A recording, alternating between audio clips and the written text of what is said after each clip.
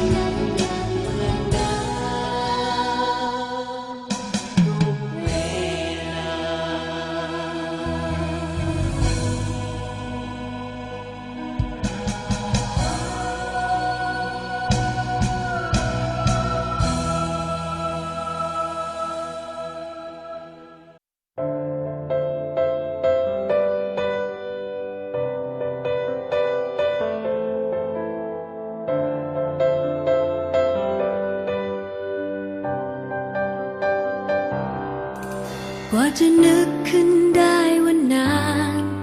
ที่เรานั้นได้พบได้เจอ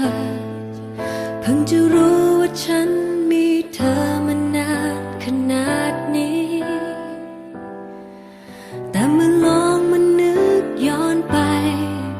วันที่ร้ายหรือวันที่ดีก็หันไปเจอเธออยู่ข้างๆเรื่อยมา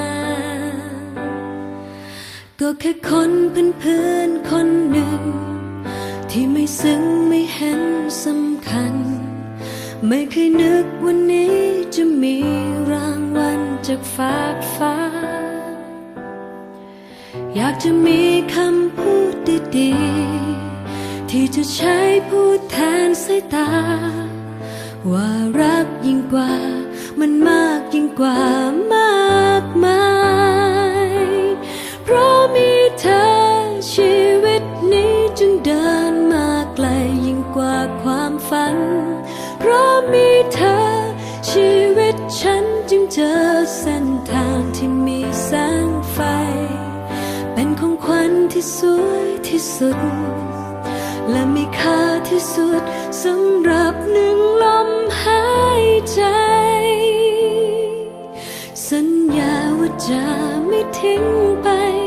สัญญาจะวางหัวใจบนมือของเธอสิ่งที่มองไม่เห็นด้วยตาแต่ว่ารับรู้ได้ด้วยใจคอยกระซิบว่าฉันยังคงมีใครอยู่เสมอในชีวิตมีหลายเรื่องราวแต่ว่าทุกเรื่องราวของเธออยู่ลึกยิ่งกว่ามันชัดยิ่งกว่ามากมายเพราะมีเธอชีวิตนี้จึงเดินมาไกลยิ่งกว่าความฝันเพราะมีเธอชีวิตฉันจึงเจอเส้นทางที่มีแสงไฟเป็นของขวัญที่สวยที่สุดและมีค่าที่สุดสำหรับหนึ่งลมหายใจสัญญาว่าจะไม่ทิ้งไปสัญญาจะวางหัวใจบนมือของเธอ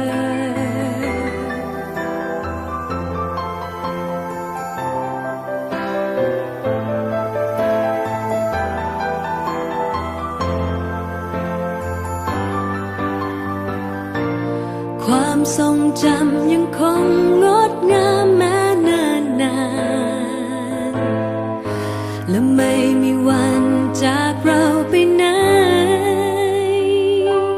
เพราะมีเธอชีวิตนี้จึงเดินมาไกลยิ่งกว่าความฝันเพราะมีเธอ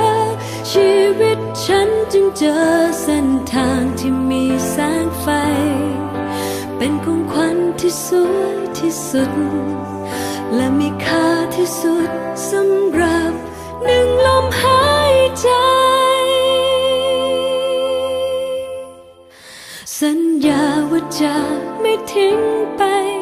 สัญญาจะวางหัวใจบนมือของเธอ